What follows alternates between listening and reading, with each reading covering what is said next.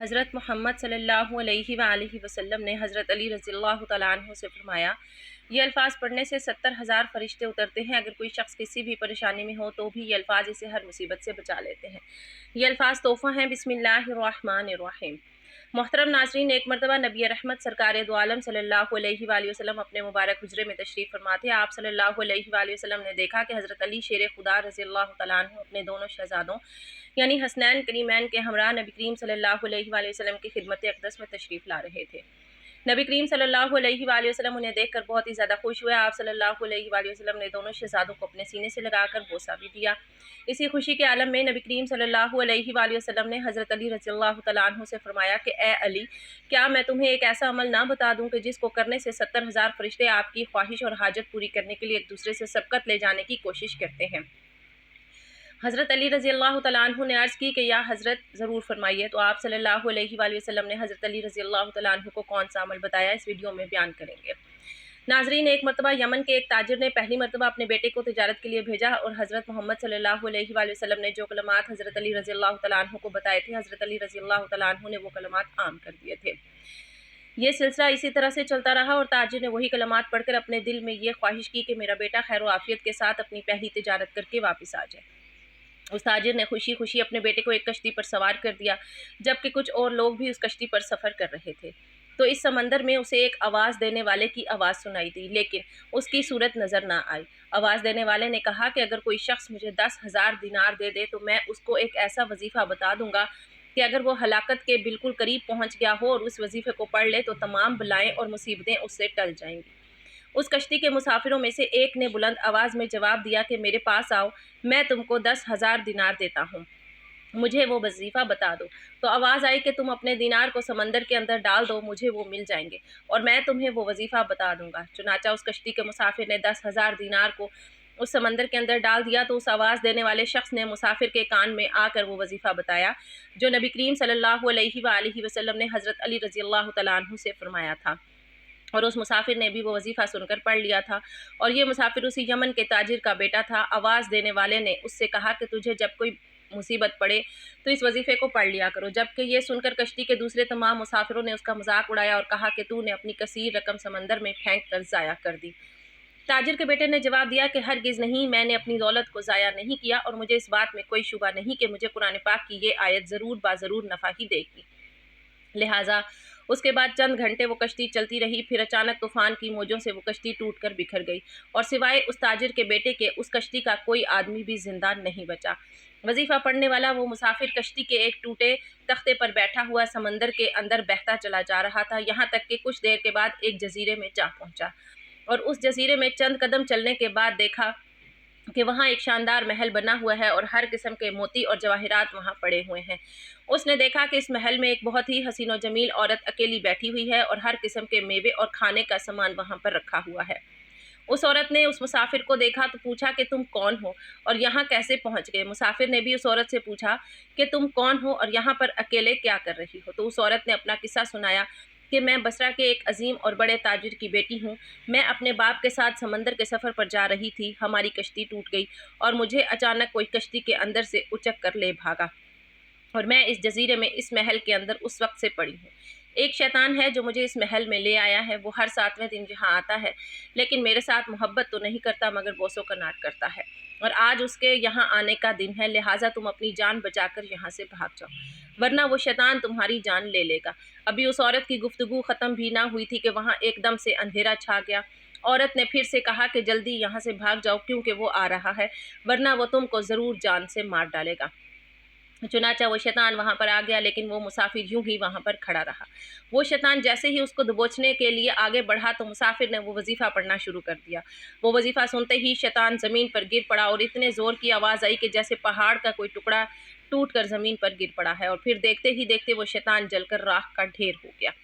ये देखकर उस औरत ने कहा, अल्लाह तबारक व तआला ने तुमको रहमत का फरिश्ता बनाकर मेरे पास यहाँ भेज दिया है और तुम्हारी बदौलत मुझे शैतान से निजात मिल गई है। फिर उस औरत ने मुसाफिर से कहा कि ये मोती और जवाहरात उठा लो और महल से निकल कर मेरे साथ समंदर के किनारे की जानिब चलो। وہاں سے کوئی کشتی تلاش کر کے یہاں سے نکل چلتے ہیں۔ چنانچہ بہت سے موتی اور کھانے کا سامان اپنے ساتھ لے کر وہ دونوں اس محل سے نکلے۔ وہ دونوں سمندر کے ایک کنارے پر جا پہنچے، وہاں ایک کشتی بصرے کی جانب جا رہی تھی۔ وہ دونوں اس کشتی پر سوار ہو کر بصرہ جا پہنچے۔ لڑکی کے والدین اپنی گمشدہ لڑکی کو دیکھ کر بے حد خوش ہوئے۔ وہ اس مسافر کے شکر گزار ہوئے اور بہت ہی عزت اور احترام کے ساتھ اسے اپنے گھر میں مہمان بنا کر رکھا۔ پھر لڑکی کے والدین نے پوری سرگزشت سن کر ان دونوں کا نکاح بھی کر دیا۔ وہ دونوں میاں بیوی بن کر رہنے لگے اور تمام موتی اور جواہرات جو وہ اس جزیرے سے لے کر آئے تھے وہ ان دونوں کی مشترکہ دولت بن گئے۔ اس عورت سے اللہ نے اس مرد کو کچھ بچے بھی عطا کیے۔ وہ دونوں نہایت ہی محبت اور احترام کے ساتھ اپنی زندگی بسر کرنے لگے، اور یہ سب اس وظیفے کا کمال ہی تھا جو حضرت محمد صلی اللہ علیہ وآلہ وسلم نے حضرت علی رضی اللہ تعالیٰ عنہ کو بتایا تھا۔ ناظرین، حضرت انس رضی اللہ تعالیٰ عنہ سے ایک حدیث مروی ہے کہ ہمیں حضرت محمد صلی اللہ علیہ وآلہ وسلم کی امت میں سے کر دے۔ تو آپ صلی اللہ علیہ وآلہ وسلم نے حضرت انس رضی اللہ تعالیٰ عنہ سے فرمایا کہ اے انس، تم اس آواز کا پتہ لگاؤ۔ تو میں اس پہاڑ کے اندر چلا گیا۔ میں پہاڑ کے اندر داخل ہو گیا۔ میں نے دیکھا کہ ایک آدمی نہایت ہی سفید لباس میں ملبوس، لمبی داڑھی والا وہاں پر موجود تھا۔ اس نے مجھے دیکھا تو مجھ سے پوچھا کہ کیا تم رسول خدا صلی اللہ علیہ وآلہ وسلم کے صحابی ہو؟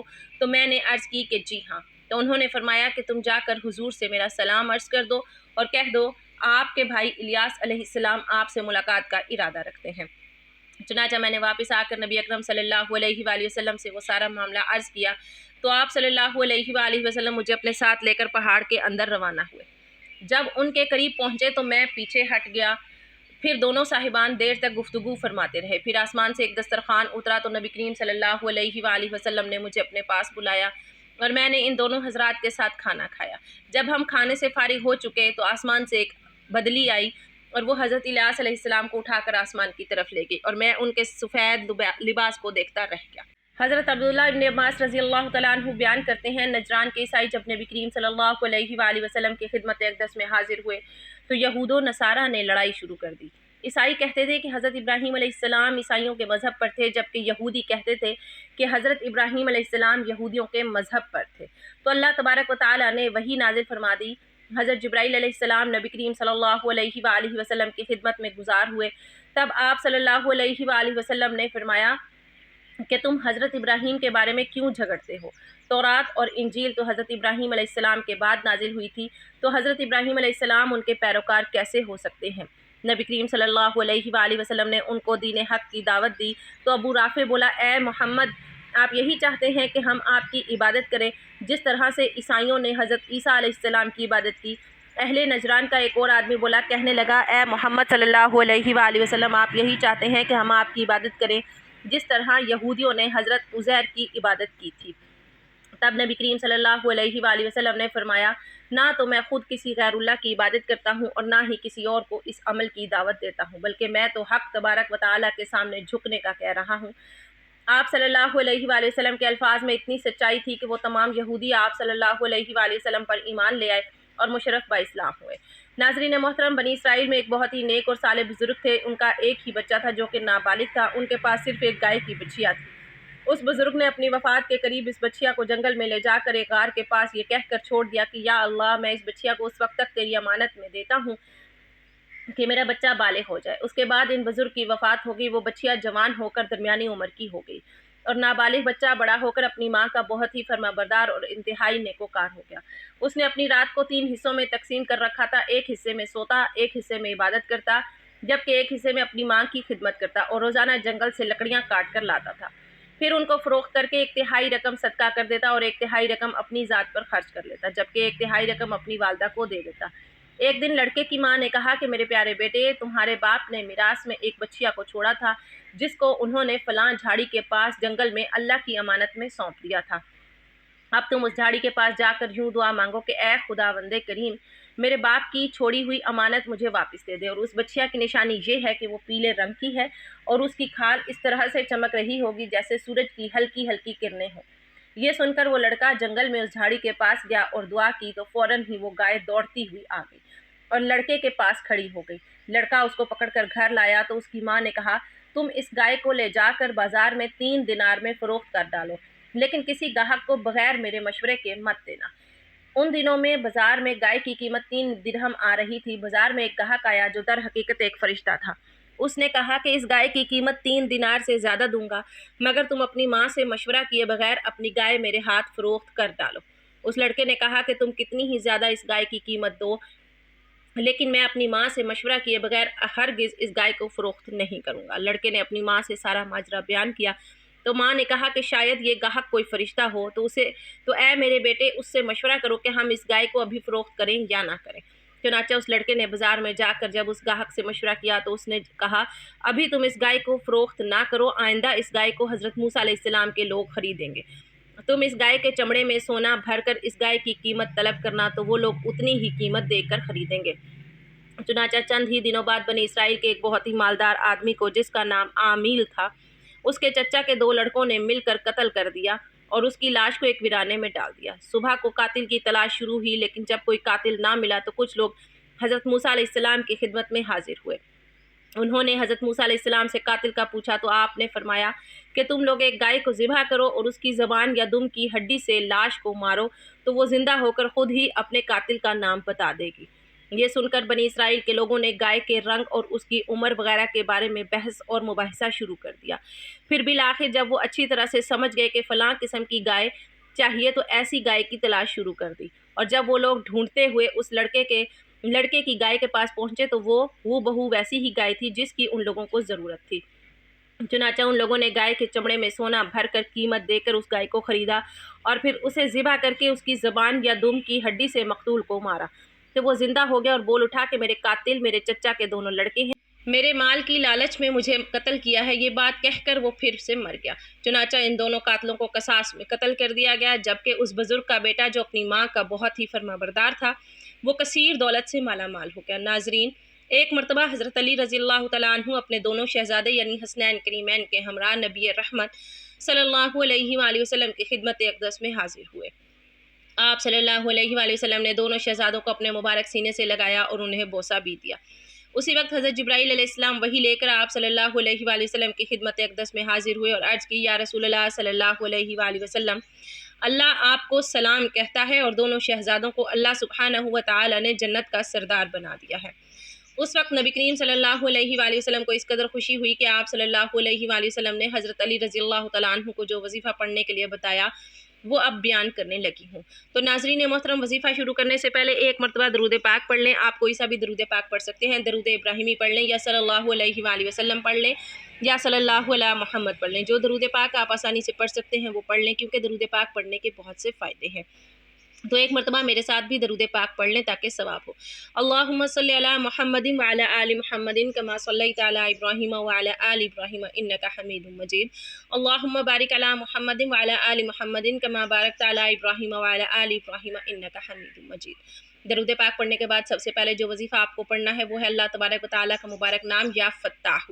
تو سب سے پہلے آپ نے جو وظیفہ پڑھنا ہے وہ ہے یا فتاح۔ اس کو آپ 33 مرتبہ پڑھ لیں۔ اس کے بعد دوسرے نمبر پر جو وظیفہ پڑھنا ہے وہ ہے یا ارحم الراحمین۔ اس وظیفے کو آپ 21 مرتبہ پڑھ لیں۔ 21 مرتبہ یا ارحم الراحمین پڑھنے کے بعد اب آپ نے جو وظیفہ پڑھنا ہے وہ یہ کلمات ہیں جو ہمارے پیارے نبی حضرت محمد صلی اللہ علیہ وآلہ وسلم نے حضرت علی رضی اللہ تعالیٰ عنہ کو بتائے تھے کہ جب تم کسی ایسی مشکل میں ہو کہ تمہیں کوئی امکان نظر نہ آئے تو یہ کلمات پڑھ لینا۔